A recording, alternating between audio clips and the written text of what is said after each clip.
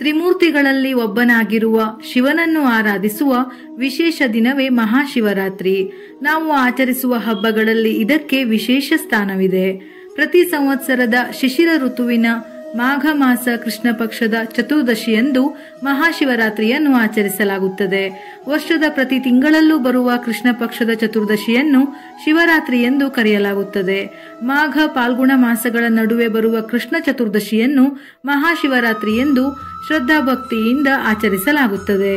ಪುರುಷ ಹಾಗೂ ಸ್ತ್ರೀ ಶಕ್ತಿಗಳನ್ನು ಪ್ರತಿನಿಧಿಸುವ ಶಿವ ಹಾಗೂ ಶಕ್ತಿಯು ಒಟ್ಟಾಗಿ ಸೇರಿದ ರಾತ್ರಿಯನ್ನು ಗೌರವಿಸುವುದು ಮಹಾಶಿವರಾತ್ರಿಯನ್ನು ಆರಾಧಿಸಲು ಇನ್ನೊಂದು ಕಾರಣ. ಅಂದರೆ ಶಿವರಾತ್ರಿಯನ್ನು ಆಚರಿಸಲು ಸಾಕಷ್ಟು ಕಾರಣಗಳಿವೆ. ಮಹಾಶಿವರಾತ್ರಿಯನ್ನು ಶಿವ ಮತ್ತು ಪಾರ್ವತಿ ಮದುವೆಯಾದ ಶುಭ ದಿನ ಎನ್ನಲಾಗುತ್ತದೆ. ಏಕೆಂದರೆ ಮಾಘ ಬಹುಳ ಚತುರ್ದಶಿಯ ರಾತ್ರಿಯೇ ಶಿವ ಪಾರ್ವತಿಯನ್ನು ವರಿಸಿದ್ದನಂತೆ.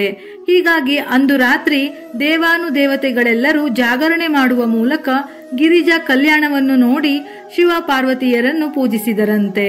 ಹಾಗಾಗಿಯೇ ಈ ದಿನ ಜಾಗರಣೆ ಪದ್ಧತಿ ಆಚರಣೆಗೆ ಬಂದಿದೆ ಎನ್ನಲಾಗುತ್ತದೆ.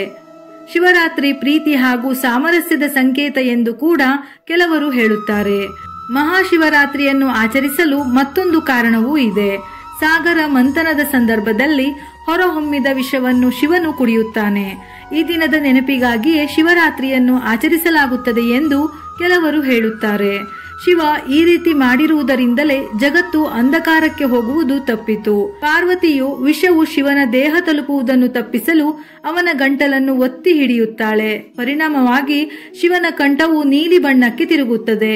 ಇದೇ ಕಾರಣಕ್ಕೆ ಶಿವನಿಗೆ ನೀಲಕಂಠ ಎಂಬ ಹೆಸರು ಬಂದಿತು ಎಂದು ಪುರಾಣಗಳು ಹೇಳುತ್ತವೆ. 2024 ಮಾರ್ಚ್ 8ರಂದು ಮಹಾಶಿವರಾತ್ರಿಯನ್ನು ಆಚರಿಸಲಾಗುತ್ತದೆ. ಈ ಬಾರಿ ಅಂದರೆ 2024ರಲ್ಲಿ ಸರ್ವಾರ್ಥ ಸಿದ್ಧಿಯೋಗ ಇರುವುದರಿಂದ ಹೆಚ್ಚು ವಿಶೇಷ ಎನಿಸಿಕೊಂಡಿದೆ. ಹಾಗಾಗಿ ಈ ದಿನ ಆರ್ಥಿಕ ಲಾಭ ಮತ್ತು ಕಾರ್ಯ ಸಾಧನೆಗೆ ಅತ್ಯಂತ ಮಂಗಳಕರವೆಂದು ಪರಿಗಣಿಸಲಾಗಿದೆ. ಸಾಮಾನ್ಯವಾಗಿ ದೇವತೆಗಳ ಪೂಜೆಗೆ ರಾತ್ರಿ ಪ್ರಶಸ್ತವಾದ ಸಮಯವಲ್ಲ. ಆದರೆ ಮಹಾಶಿವರಾತ್ರಿಯ ಸಂದರ್ಭದಲ್ಲಿ ಶಿವನ ಕೃಪೆಗೆ ಪಾತ್ರರಾಗಬೇಕೆಂದರೆ ರಾತ್ರಿಯೇ ಪೂಜೆ ಮಾಡಬೇಕು. ಅಂದಿನ ಇಡೀ ರಾತ್ರಿ ರುದ್ರನ ಪೂಜೆಗೆ ಶುಭ ಕಾಲ. ಭಕ್ತರ ಪಾಲಿಗೆ ಅದು ಮಂಗಳಕರ ರಾತ್ರಿ. ಶಿವಪುರಾಣದ ಪ್ರಕಾರ ಶಿವರಾತ್ರಿಯಂದು ರಾತ್ರಿಯ ವೇಳೆಯಲ್ಲಿ ಶಿವನನ್ನು ಯಾರು ಪೂಜಿಸುವರೋ ಅವರ ಪಾಪಗಳು ಪರಿಹಾರವಾಗುತ್ತದೆ ಎಂದು ಸ್ವತಃ ಶಿವನೇ ತಿಳಿಸಿದ್ದಾನೆ. ಹಾಗಾಗಿ ಶಿವರಾತ್ರಿಯು ಸಮಯ ಪೂಜೆಗೆ ಬಹು ಪ್ರಾಶಸ್ತ್ಯವಾದ ಸಮಯವಾಗಿದೆ. ಅಲ್ಲದೆ ಆ ದಿನ ಈಶ್ವರನ ಆರಾಧನೆ ಮಾಡಿದರೆ ಎಂದೂ ಲಭಿಸದ ಪುಣ್ಯ ಫಲ ಪ್ರಾಪ್ತಿಯಾಗುತ್ತದೆ. ಅಂದು ರಾತ್ರಿ ಶಿವನು ಆತನ ಶಕ್ತಿ ಪರಿವಾರಗಳು ಮತ್ತು ಭೂತಗಣಗಳು ಸಂಚಾರ ಮಾಡುವುದರಿಂದ ಅವರ ಪೂಜೆ ಪುನಸ್ಕಾರಕ್ಕೆ ಯೋಗ್ಯವಾದ ಸಮಯ ಎಂದು ಸ್ಕಂದ ಪುರಾಣಗಳು ಹೇಳುತ್ತವೆ. ಮಹಾಶಿವರಾತ್ರಿಯ ದಿನದಂದು ಉಪವಾಸ ಮಾಡಿ ರಾತ್ರಿ ಇಡೀ ಜಾಗರಣೆ ಮಾಡಿ ಶಂಕರನನ್ನು ಪೂಜಿಸಿದರೆ ಭಕ್ತರ ಸಕಲ ಪಾಪಗಳನ್ನು ಪರಿಹರಿಸಿ ಅವರಿಗೆ ಸನ್ಮಂಗಲ ಉಂಟು ಮಾಡಿ ಮೋಕ್ಷ ಕರುಣಿಸುತ್ತಾನೆ ಎಂದು ಗರುಡ ಪುರಾಣಗಳಲ್ಲಿ ಹೇಳಲಾಗಿದೆ.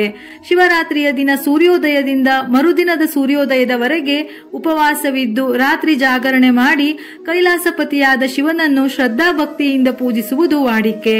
ಇಲ್ಲವೆಂದಾದರೆ ಈ ದಿನ ಭಕ್ತರು ಅಲ್ಪಾಹಾರ ಸೇವಿಸಿ ಶಿವಧ್ಯಾನ ಮಾಡಬೇಕು.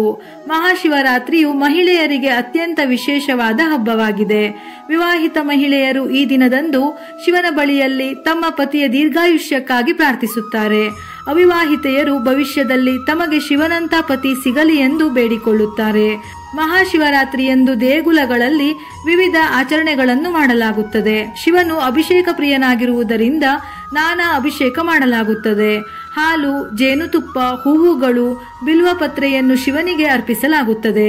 ಈ ದಿನ ಶಿವನ ದೇವಾಲಯಗಳಲ್ಲಿ ಮಹಾಮೃತ್ಯುಂಜಯ ಮಂತ್ರ ಹಾಗೂ ಶಿವತಾಂಡವ ಸ್ತೋತ್ರ, ವೇದ ಸೂಕ್ತಗಳನ್ನು ಪಠಿಸಲಾಗುತ್ತದೆ. ರುದ್ರ ಚಮಕ ಪಠಣದೊಂದಿಗೆ ಯಾಮಪೂಜೆ ಶಿವರಾತ್ರಿಯ ವಿಶೇಷ.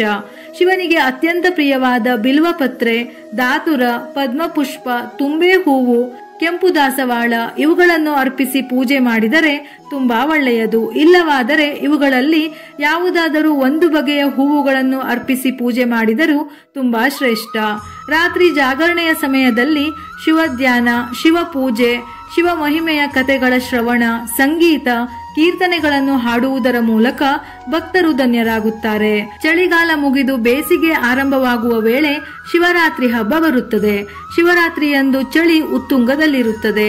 ಈ ವ್ಯತ್ಯಯದಿಂದ ನಮ್ಮಲ್ಲಿ ಉಸಿರಾಟದ ತೊಂದರೆ, ನೆಗಡಿ, ಕೆಮ್ಮು, ಶೀತ ಕಂಡುಬರುತ್ತದೆ. ಈ ಸಂದರ್ಭದಲ್ಲಿ ಮಾಡುವ ಉಪವಾಸ ನಮ್ಮ ದೇಹವನ್ನು ಸಮತೋಲಿತಗೊಳಿಸುತ್ತದೆ. ಜಾಗರಣೆ ದೇಹದ ಉಷ್ಣವನ್ನು ಹೆಚ್ಚಿಸುತ್ತದೆ. ಶಿವಲಿಂಗಕ್ಕೆ ಅರ್ಪಿಸುವ ಬಿಲ್ವಪತ್ರೆಯಿಂದ ಹೊರಸೂಸುವ ಆಮ್ಲಜನಕ ಉಸಿರಾಟದ ತೊಂದರೆಯನ್ನು ನಿವಾರಿಸುತ್ತದೆ.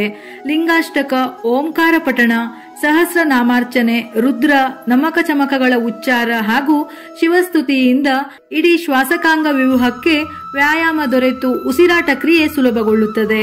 ಗುರುತ್ವ ಶಕ್ತಿ ಇರುವ ವಿಶಿಷ್ಟ ಶಿಲೆಯಿಂದ ತಯಾರಿಸಿದ ಶಿವಲಿಂಗದ ಮೇಲೆ ಅಭಿಷೇಕದ ರೂಪದಲ್ಲಿ ಹಾಲು, ಮೊಸರು, ತುಪ್ಪ, ಶ್ರೀಗಂಧ, ಜೇನುತುಪ್ಪ, ನೀರು ಇವುಗಳನ್ನು ಅರ್ಪಿಸುವುದರಿಂದ ಶಕ್ತಿ ತರಂಗಗಳು ಹೊರಹೊಮ್ಮುತ್ತವೆ. ಈ ಶಕ್ತಿ ತರಂಗಗಳಿಂದ ದೇಹಕ್ಕೆ ನವೋಲ್ಲಾಸ ಲಭಿಸುತ್ತದೆ. ಇದೇ ಈ ಮಹಾಶಿವರಾತ್ರಿಯ ಉಪವಾಸದ ಮಹತ್ವ. ಹಾಗಾಗಿ ಶ್ರದ್ಧಾ ಭಕ್ತಿಯಿಂದ ಉಪವಾಸವನ್ನು ಆಚರಿಸಿ ಶಿವನನ್ನು ಪೂಜಿಸಿದರೆ ಶಿವ ಪಾರ್ವತಿಯರ ಅನುಗ್ರಹದಿಂದ ದೋಷ ಪಾಪಗಳೆಲ್ಲ ನಿವಾರಣೆಯಾಗಿ ಆರೋಗ್ಯ ವೃದ್ಧಿಯಾಗಿ ಸಕಲವೂ ಪ್ರಾಪ್ತಿಯಾಗುತ್ತದೆ. ವಿಡಿಯೋ ಇಷ್ಟ ಆಗಿದ್ದಲ್ಲಿ ಮರೆಯದೆ ಲೈಕ್ ಮಾಡಿ, ನಮ್ಮ ಚಾನೆಲ್ ಅನ್ನು ಸಬ್ಸ್ಕ್ರೈಬ್ ಮಾಡಿ. ಇದೇ ರೀತಿಯ ಮನಮುಟ್ಟುವ ಉಪಯುಕ್ತ ಮಾಹಿತಿಗಳಿಗಾಗಿ ಮತ್ತೆ ಭೇಟಿಯಾಗೋಣ.